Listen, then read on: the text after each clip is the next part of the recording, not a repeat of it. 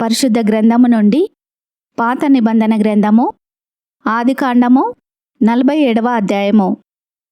యోసేపు వెళ్ళి ఫరోను చూచి, నా తండ్రియు నా సహోదరులను వారి గొర్రెల మందలతోనూ వారి పశువులతోనూ వారికి కలిగినదంతటితోనూ కనాను దేశము నుండి వచ్చి గోషెనులోనున్నారని తెలియజేసి తన సహోదరులందరిలో 5గురిని వెంటబెట్టుకొని పోయి వారిని ఫరో సమక్షమందు ఉంచెను. ఫరో అతని సహోదరులను చూచి, మీ వృత్తి ఏమిటని అడిగినప్పుడు వారు, నీ దాసులమైన మేమును మా పూర్వీకులను గొర్రెల కాపరులమని ఫరోతో చెప్పిరి.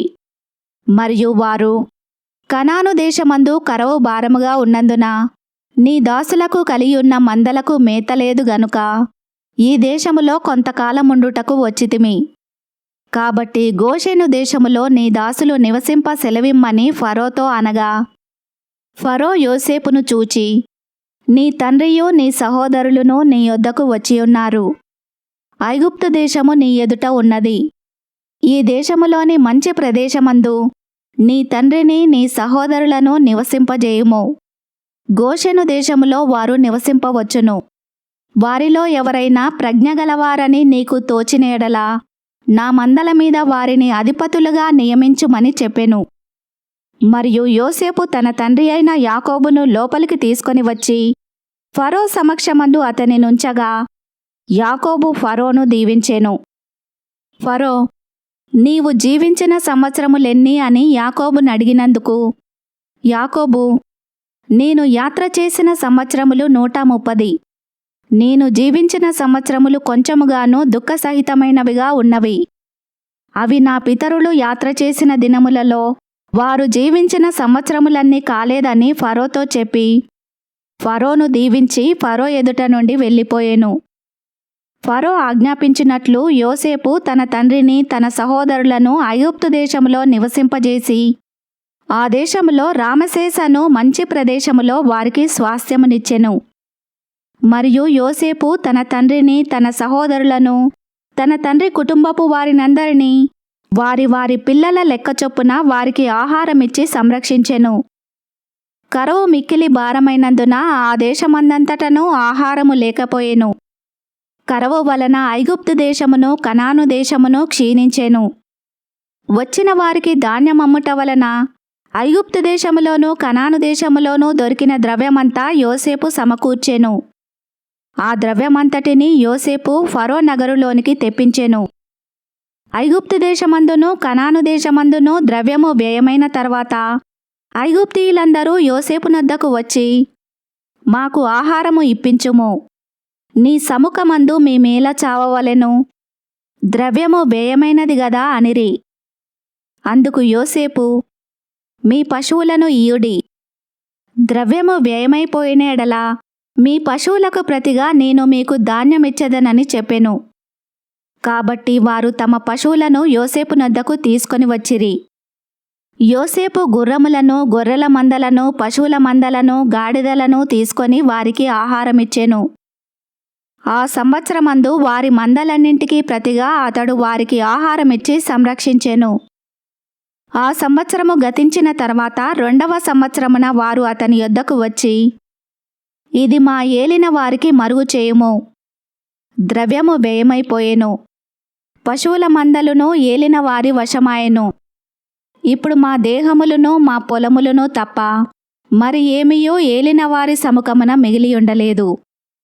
నీ కన్నుల ఎదుట మా పొలములను మేమును నశింపనేలా ఆహారమిచ్చి మమ్మును మా పొలములను కొనుము. మా పొలములతో మేము ఫరోకు దాసులమగుదుము.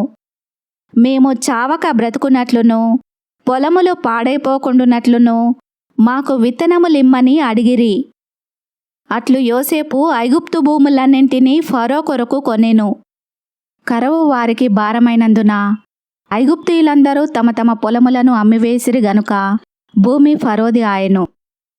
అతడు ఐగుప్తు పొలిమేరల యొక్క ఈ చివర నుండి ఆ చివర వరకును జనులను ఊర్లలోనికి రప్పించెను. యాజకుల భూమి మాత్రమే అతడు కొనలేదు. యాజకులకు ఫరో బత్తెములు నియమించెను. ఫరో ఇచ్చిన బత్తెముల వలన వారికి భోజనము జరిగెను గనుక వారు తమ భూములను అమ్మలేదు. యోసేపు, ఇదిగో నేడు మిమ్మును మీ భూములను ఫరో కొరకు కొనియున్నాను. ఇదిగో మీకు విత్తనములు, పొలములలో విత్తుడి. పంటలో 5వ భాగము మీరు ఫరోకు ఇయ్యవలెను.